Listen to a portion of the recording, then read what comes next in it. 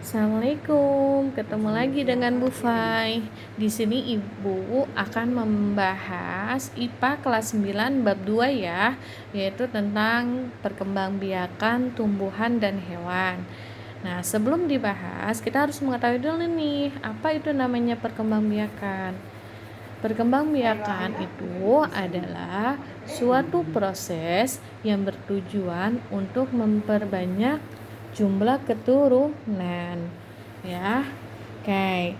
Udah tahu ya perkembangbiakan? Nah, sekarang di sini Ibu akan membahas yang pertama itu adalah tumbuhan. Ya. Perkembangbiakan tumbuhan itu dibagi menjadi dua, yaitu ada secara vegetatif dan ada secara generatif. Kalau secara vegetatif itu adalah secara tidak kawin atau kita sebut dengan biologinya adalah aseksual. Sedangkan kalau secara generatif itu adalah secara kawin ya, atau disebut juga dengan yang namanya seksual. Oke, di sini kita bahas ya. Pertama yaitu adalah secara vegetatif. Oke, kita bahas di sini ya. Oke. Oke, sekarang Ibu di sini bahas yang tentang yang namanya secara vegetatif ya, atau secara tidak kawin. Di dalam tumbuhan, secara vegetatif itu kita bagi menjadi dua lagi ya, yaitu ada vegetatif alami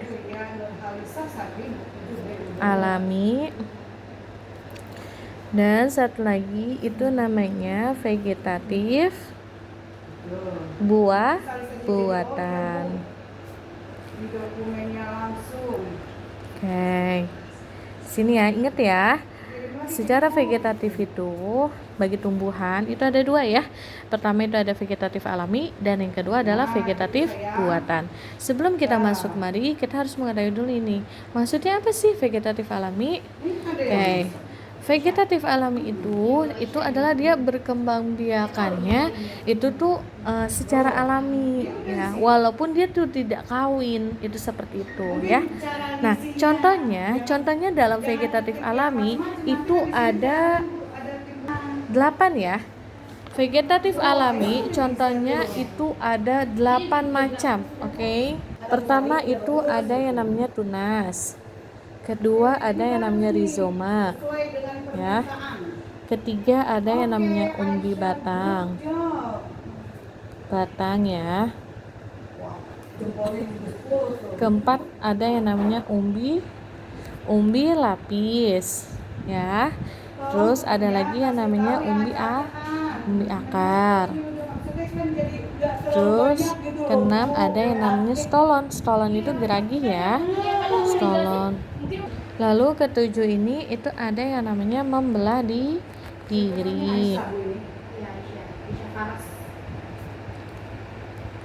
Dan satu lagi itu adalah spora ya. Oke, ini ya. Ini macam-macam dari vegetatif alami ya. Di sini Ibu akan membahas satu-satu ya. Yang tunas. Ingetin ya.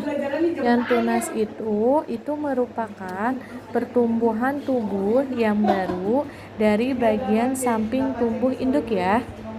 Contohnya itu ada pisang, ada bambu, dan ada tebu. Oke. Terus kedua itu ada yang namanya rizoma.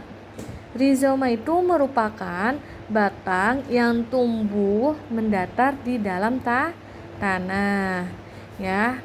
Itu contohnya kayak seperti lengkoas, kunyit, kencur ya, itu termasuk dalam rizoma.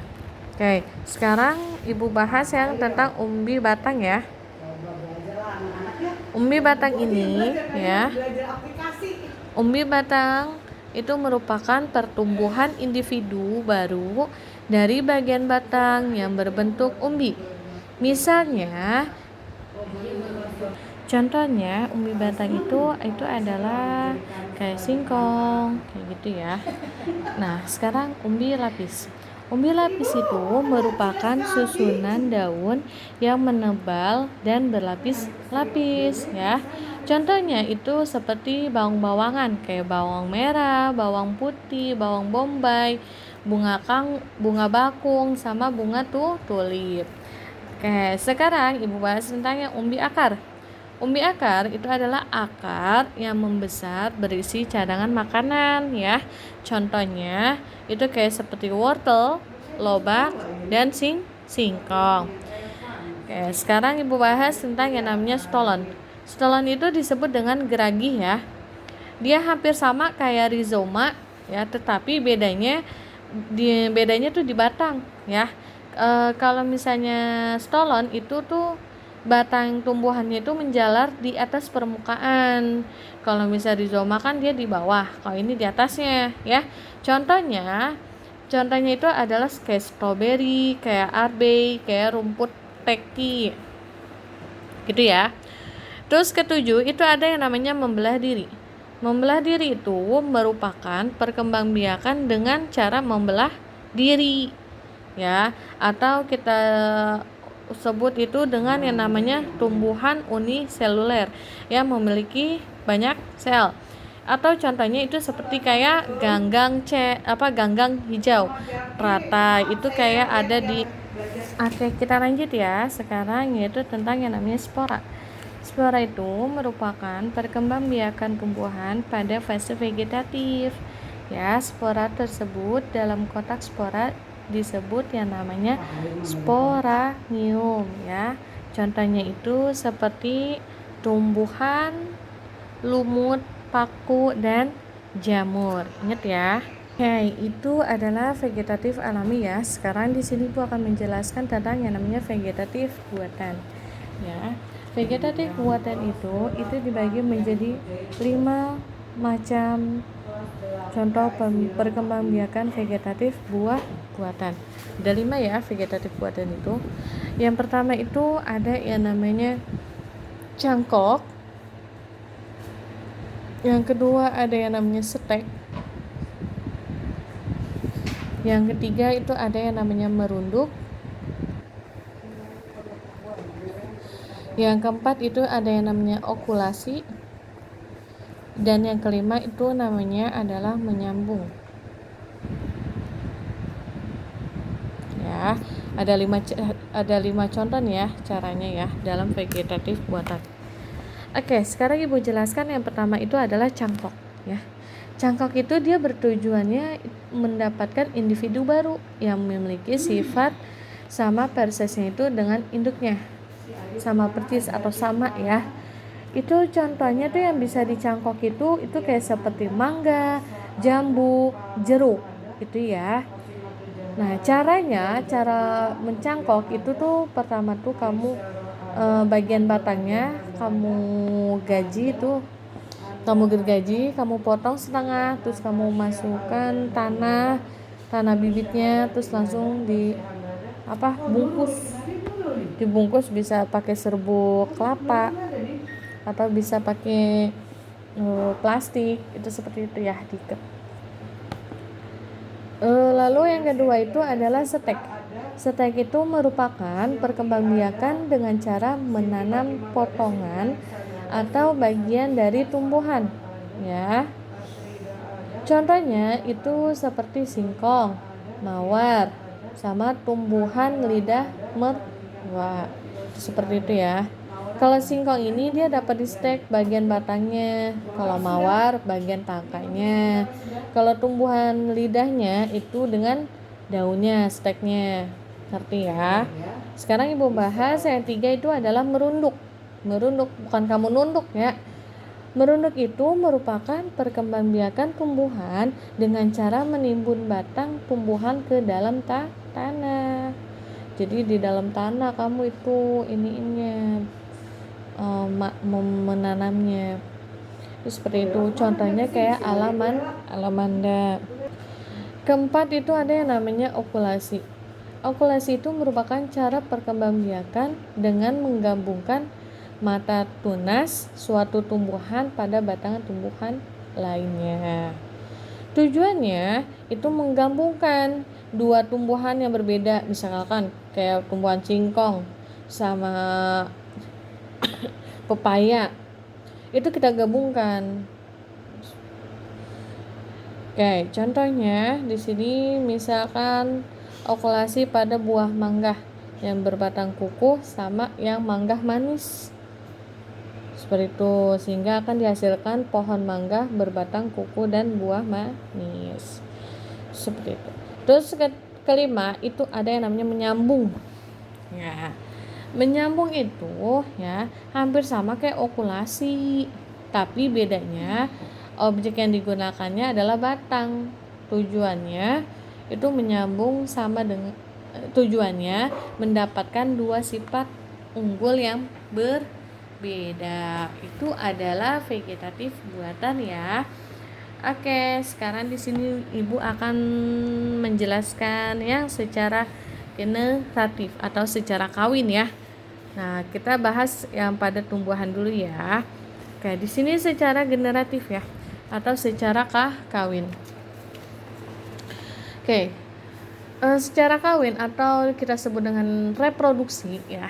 Reproduksi itu adalah proses pembentukan individu baru ya. Tujuan makhluk hidup melakukan reproduksi itu pertama agar tidak punah, kedua mempertahankan spesiesnya, dan ketiga itu agar mendapatkan keturunan. Itu tujuannya ya. Oke. Generatif ini secara reproduksi ya atau secara kawin.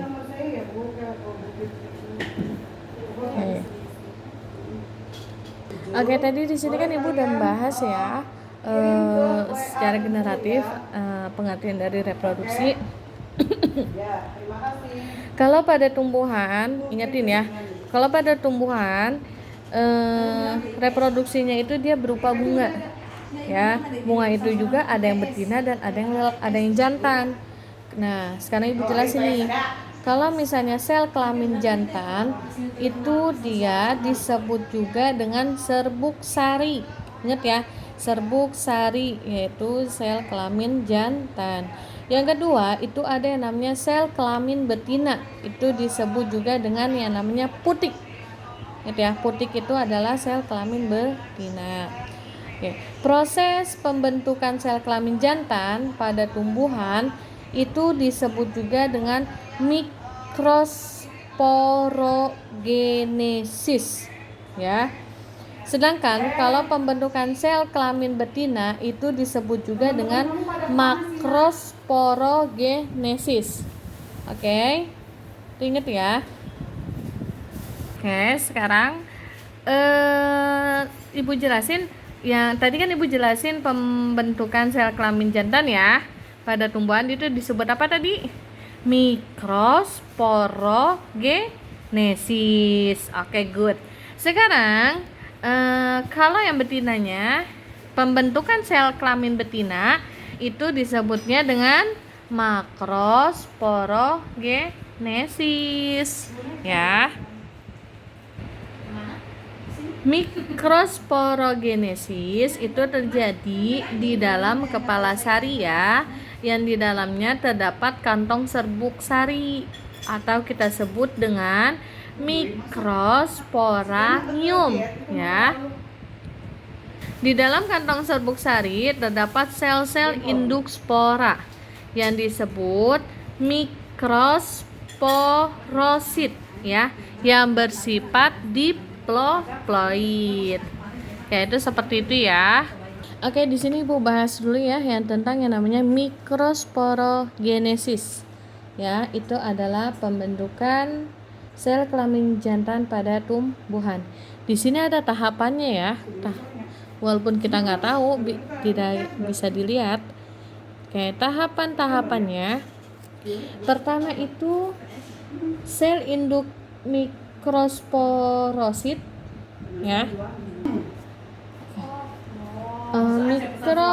Mikrosporosit itu melakukan pembelahan meiosis 1 menghasilkan sepasang sel haploid. Itu ya yang pertama ya.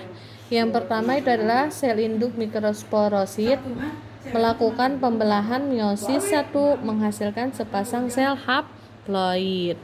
Yang kedua itu adalah sepasang sel haploid mengalami pembelahan meiosis 2 menghasilkan 4 mikrospora haploid yang berkelompok menjadi satu, ya.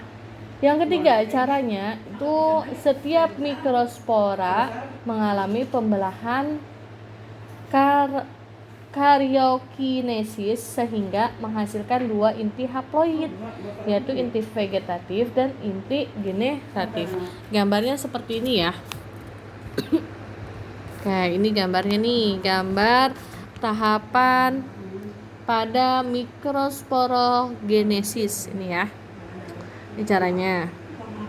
Ini ya. Yang kedua, skema makrosporogenesis itu seperti ini. Ini seperti ini ya. Oke. Lalu di sini Ibu akan menjelaskan tentang perbedaan reproduksi vegetatif dan reproduksi generatif ya. Reproduksi vegetatif itu adalah proses pembentukan individu baru dari orang tua tunggal atau salah satunya, itu seperti itu. Kalau misalnya reproduksi generatif itu adalah proses pembentukan individu baru dari dua orang tua, dari emak sama bapak, kayak gitu ya.